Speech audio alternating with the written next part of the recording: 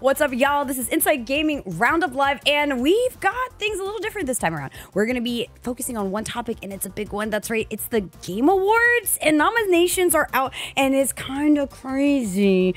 I haven't been able to escape things online on Twitter, and it has been a lot, and I feel like we need to talk about it. So I said, yo, y'all, can we talk about it? There's so much to get into, from categories, nominations, to controversy. I honestly don't know where to begin. Should we just start off with like Game of the Year? I mean, that's what I guess we could get the thing out of the way, because this will determine, you know, finding out someone's Game of the Year will determine whether or not you care about a person for the rest of the year. So I'm just curious, what is your Game of the Year? Because I will fight you. Sorry, did you say it determines if you care about a person for the remainder of a year? Absolutely. I mean, there's only like a month left, so you'll be fine. Okay. So actually, my Game of the Year is nominated for Game of the Year. Really? Is it? Yes. So I am a huge fan of Baldur's Gate 3. I think that game has been done perfectly. Even its mess ups were beautiful. And people saw that as amazing content. Like they'd spent so much time trying to perfect this game, but even their perfections are perfect, or even their imperfections are perfect in my opinion. But how the whomst the f you think you are? But are you about to look me dead in my eye and tell me it's Zelda? But I personally think it's still Game of the Year. You're fine. That's it. I don't have no buts. It's actually one of the games where I go, I have no butt for this. I have no butt for this. Okay.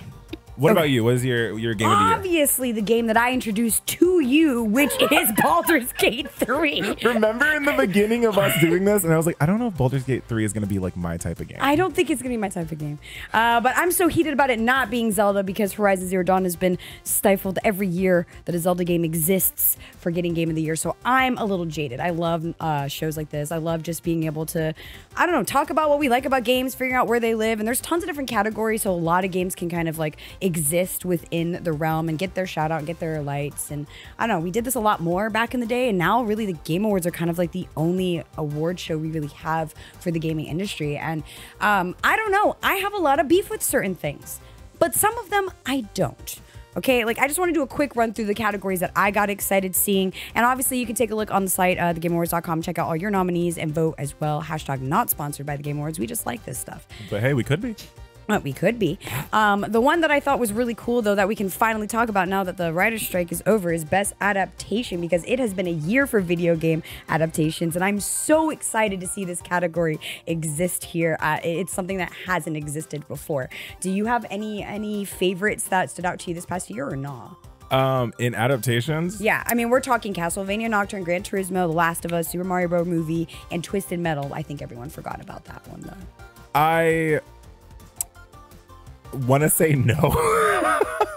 nothing kind of caught my eye, to be honest. I'm not a Last of Us fan, or not that I'm not a Last of Us fan. I've never played Last of Us. Okay. I'm gonna be that guy. I'm so sorry. Well, you could have still watched the show. I didn't watch the show either. And I think I think Last of Us is going to take the win on this one. It's definitely not going to be Super Mario Bros. Movie. No. So sorry for that. I think Chad is also agreeing with The Last of Us as well. Also want to call out the BAFTA Game Awards as well. Hodge, like, good call on that. That is actually a really good award show to watch. But I saw some other categories that stood out to me. The new one that's like a tradition is Best Ongoing category, which is kind of taking over the multiplayer spot that we're used to with games that have live service categories, and like really able to just like separate them so like more games can have a chance to shine. Like, what are multiplayer games usually? So you have Baldur's Gate 3. Okay. You have Diablo 4, Street Fighter 6, and Super Mario Bros. Wonder. But there's one game in there that I think is the best game in the world. And that is Party Fucking Animals. Okay. I am so happy that got nominated. This is my game. I play it almost every day because it's a beautiful game. That's all I wanted to say before going into that. But yeah, there is drama circling around the best independent game right now. Yeah. Because of Dave the Diver. What did Dave do? Dave's my boy. What you mean? So it's currently nominated for Best Independent Game category. Dave the Diver, if y'all don't know, it's a beautiful pixelated game, bringing elements of management simulation and also quest solving and action adventure and role playing. It has a diner everything. adventure. Like, it's literally everything. It has everything. But Dave the Diver is both developed and published by Mint Rocket, which is a subsidiary of Nixon. Okay. Which is a colossal South Korean company valued at $18 billion. Oh, that doesn't sound like a small indie company. Oh, if you don't know Nixon, by the way, if you know MapleStory, yes, you do.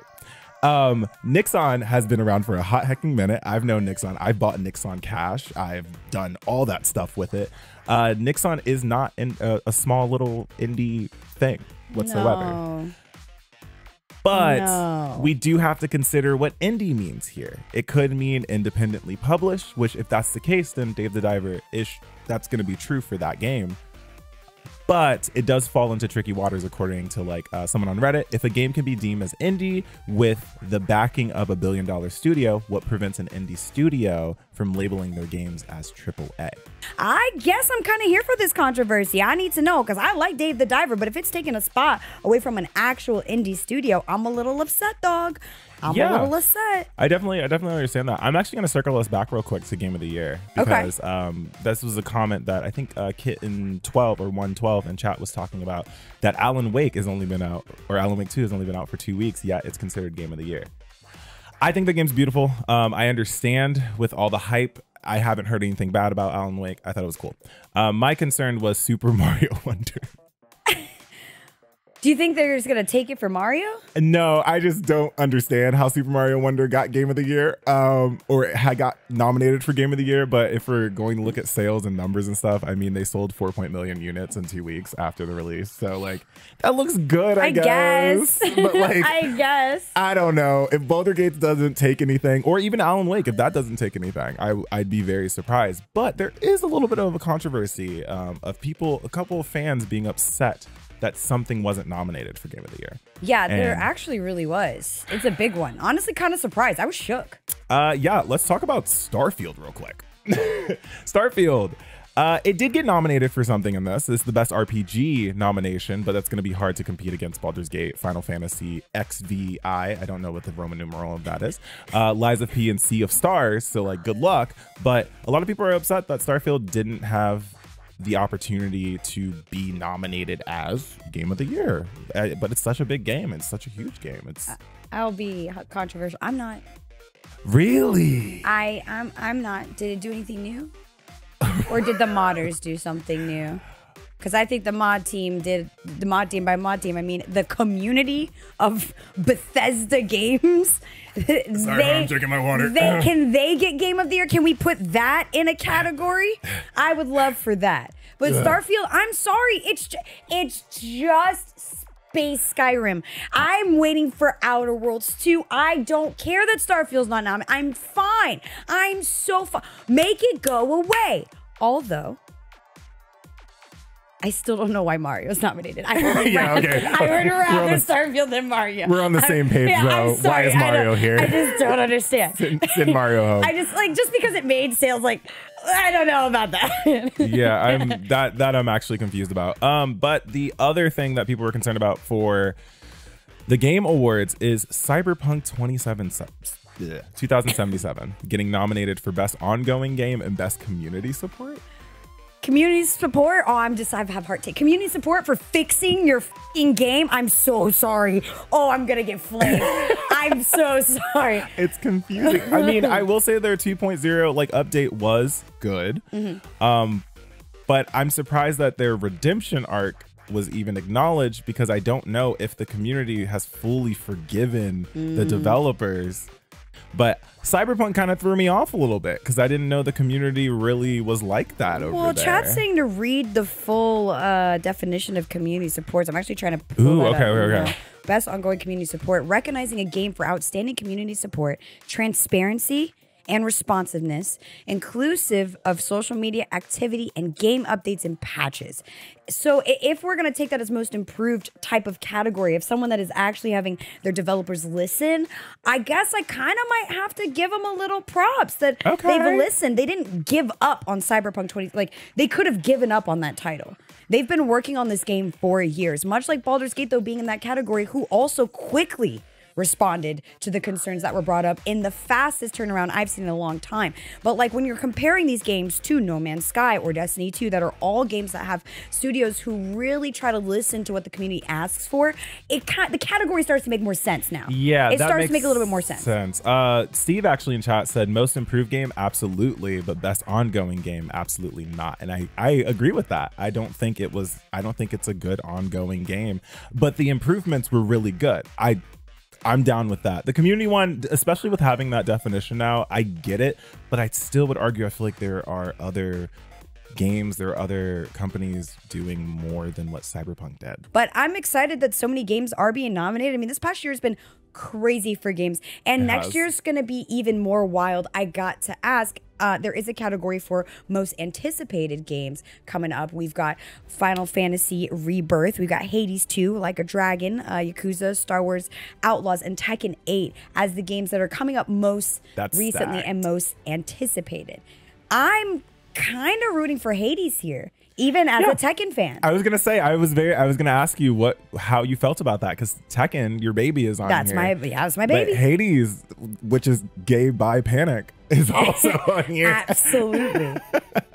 Yeah, I get that. I was gonna root for Hades 2 on this one as well. Yeah, I think that's cool. And I love that, like, this is the era we're in, and this is only the start of the few games that are coming out soon. And I also heard, like, you know, that people might be announcing things at the Game Awards. Like, there's talks that Larian Studios is going to lay up things, their next game. I mean, the Xbox port for Baldur's Gate should be coming out, so if it wins Game of the Year, I feel like it's a really good time to lay up what their next project is, or, you know, when the port is coming out, because we've been covering when Baldur's Gate's going to get to all these consoles. So excited for that. Maybe GTA 6 trailer, though not as excited as I thought I'd be for the Content Creator of the Year list. Is the only other thing I really wanted to talk about. I'm happy there's a spread, a very wide spread. Iron Mouse, People Make Games, Quackity, Spreen, and Cypher PK. We know him, Safe Harbor Gamerhood. But I just don't know how we can bring content creators all down to this amount. And you know, I feel like if we're gonna include content creators in the Game Awards, maybe we should. Maybe we shouldn't. There's just so much and such a broad net. I don't know how we're gonna get it down to 5 people to vote on and actually really represent the content creator space. And to be frank, I'm gonna throw Jack under the bus. He didn't know any of these. Yeah, he did not know any of these creators, and I was like, oh, I literally would go, say it out loud, I'll let you know who it is. It's an interesting category. I don't know what the requirements is. It just says positive impact on the community. I don't know what that means. I don't think it should be an award. It should be like, this should be a whole sub-community poll thing. Not an official award. This should be, I just think it pits us against each other. It's not done in a fair way that can represent the whole ecosystem of the industry. I say take content creators out the Game Awards, in my opinion. That's just me. But you know, what can you do? I'm just happy the Game Awards do exist. We lost E3, so I'm glad we still have this. And you too can watch the Game Awards live. But coming soon, we have Invincible Presents Adam Eve. Is a game based on the Invincible comic books, an animated series where superpowers can have a real impact on human bodies and the world around us. Players may see depictions of violence, gore, and bloody bodily harm. Invincible presents Adam Eve, coming to PC November 14th, aka today. Prepare the perfect heist in this simulated, I always confuse stimulated and simulated, and fully destructible voxel world. Tear down walls with vehicles or explosives to create shortcuts. Stack objects to reach higher. Use the environment to your advantage in the most creative ways that you can think of in Teardown. Or tear down. Nope, tear down. PlayStation 5. It's coming to PlayStation 5, Xbox Series X, November 15th, aka tomorrow. The Last Faith, a dark gothic fusion of a Metrovania and Souls-like. The Last Faith thrives on your merciless and precise combat with a huge range of weapons, firearms, and custom executions at your disposal. Let nothing stand in your way. Last Faith coming to PlayStation 5, Xbox Series X, PlayStation 4, Xbox One, Switch, and PC November 15th, aka tomorrow. And last game, play the pivotal role in history in this new story built only for VR. Thrust your blade in visceral combat as you climb and parkour anywhere through the open maps. That would make me sick. Stealthily blend into the crowd, interact with civilians, and feel the rush of air assassinations in Assassin's Creed Nexus VR. I get so much sickness from VR. You couldn't play this. I could not. I got sick from VR Phasmo. Anyways, it's coming to the Quest November 16th. Yeah, it's actually pretty cool. It shows multiple locations throughout the Assassin's Creed franchise. It looks like your Ezio. It looks like a little Assassin's Creed Odyssey. So if you're a fan, it might be fun, but also, you know, you get motion sickness. Probably. Yeah, it would be Jover for me. That's what it was. It'd be so Jover for me. But yeah, those are all the games that are coming out. Reminder, God, I can't do the outro like Jack. Reminder, you can watch us on the RTTV site if you'd like. And also we are on podcasts. Wherever you listen to your podcast. You can listen to this segment right now and hear me say it right now. We also stream on Twitch. So if you're on our YouTube and you're like, where can I catch this live? We're on Twitch every Monday, Tuesday, and Thursday from 3 to 7 Central Time, where we play a lot of games like chaotic games or Minecraft or FPSs.